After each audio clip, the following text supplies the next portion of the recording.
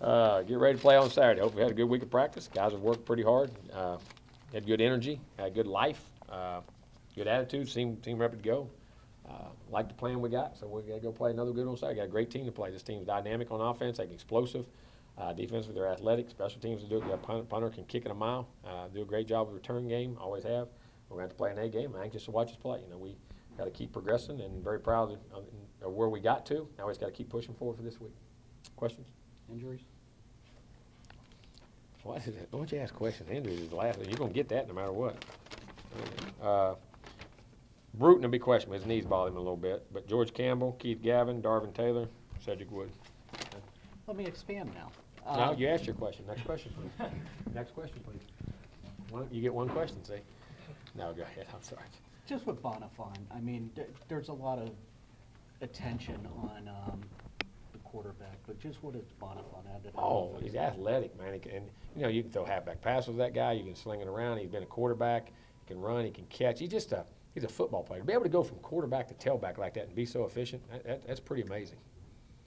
Coach, there's been so much talk about some of the veterans on the offense stepping up to help a young quarterback, but how much has the consistency that Ricky and Logan have given you over the last couple of weeks helped out your offense? Big time, and you got to have that, which is what we were counting on, the whole time, in which they are very capable of. And when you got to change field position with kicking, and the kickers today, and I keep saying this about other kickers, these guys kick the ball so daggone far and hard. It's crazy, and they can impact a game. I mean, kicking today has become an art. Remember back even in pro ball, you kicked a 50-yard field goal, it was a miracle. These guys hit 50. If they miss over 50, now they get fired. I mean, if they're not 80% from 50 yards and above. I mean, and I say that, but it's just amazing how good the game is. When your kicking game is good, man, your field goals are solid. You can change field position with a punt and your kickoffs. If they got a dangerous returner, you can kick it out of the end zone. He don't get a chance to touch it in space. And if your punter's hitting the ball with a dangerous punt returner, you can cover it. You can punt it out of bounds or kick it where they can't get it. I mean, it's dangerous. It can change the game, and great kicking game is huge. How impressed have you been with their ability to shake off that first week? Huge, and that's what I tell everybody. It's what I saw all camp and what they were doing, and the ability it just shows their progression and their mindset to, as I say, don't get bored, don't look too much into things. Sometimes you got to make it simple. How much harder is it to kick in college, though, because of the hash marks and the angles? Oh, no doubt, because the field and even on offense. I mean, not having the ball in the middle of the field. A lot of people like it like that. I like it. I like the ball. I like the pro hashes. I mean, it makes you the full field complete. You know what I mean? But it does make a big difference. There was a lot of focus on Derwin and what he would have brought against them when he played them a year ago. But if I remember, I think he had 40 points in his bag.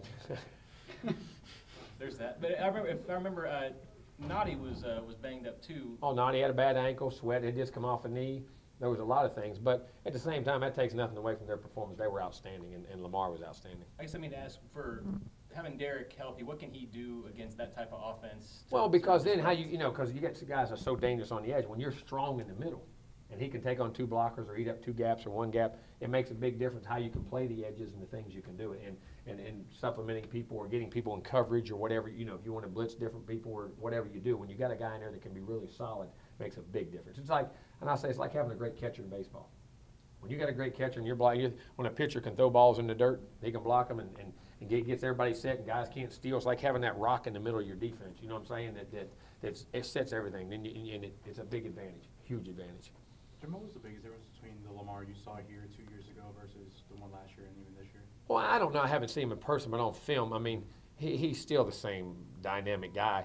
To me, he looks like he's progressed even more so in the passing game, reading, making good decisions, and the pocket presence. But and I think when he's picking to run, how he picks to run, and it's more deliberate now. It just seems like a lot calmer. You know what I'm saying? And I don't take that. I mean, the guy was unbelievable a year ago, but I mean, it just seems like he's gotten better and better. If you can believe that. Is that one of those things where maybe he's trying to show that he can adapt to the pro game? No, I think he's probably just learning the game, slowing down. He's reading more. You know what I'm saying? I don't think it is. I think usually guys that just take off running quickly a lot of times, but still you're not sure of all your progressions, or you may know 1 and 2, you may not know 3 and 4. And I'm not saying that was it, but sometimes quarterbacks I've had has been like that. You know what I'm saying? They were quicker to run.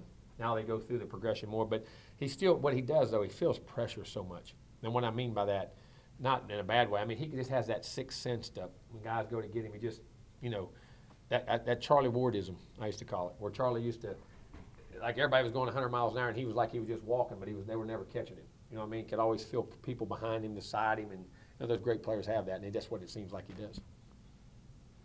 You're a big block out the noise guy, but when you've got what's going on at Louisville with the AD and the other program, how do you block that out for your program, even though it doesn't matter to Well, you? I don't know. I mean, Bobby is great, and he'll do it, but to me, it's just like, control. What can I control? I mean, I may like the AD, I can't control that. I got to, what's my job, what's my business, and keep your nose in the middle of the road and go.